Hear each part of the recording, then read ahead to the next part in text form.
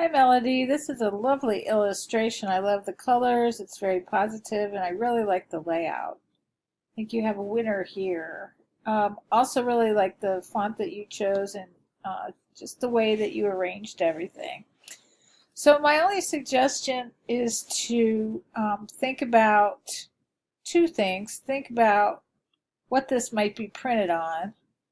Unless you use like the most expensive, beautiful paper, things that are similar will kind of blend in and it'll lose their contrast. So consider making the outline of the bananas a little brighter, so when they hit the blue and the red here that they really pop.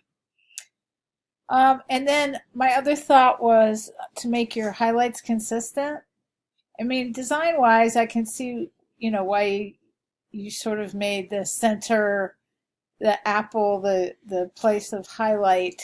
However, that does get lost a little bit with the grapes. So if, for example, with the grapes, think of one point for the highlight. So maybe the F is where the sun might be coming from, and then just be consistent for every grape.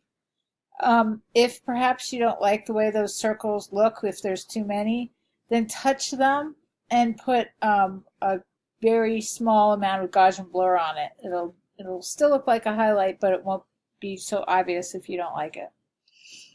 So yeah, so do that. Be consistent with where the highlights are coming from.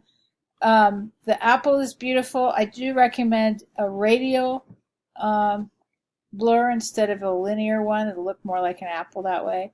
And the banana is lovely.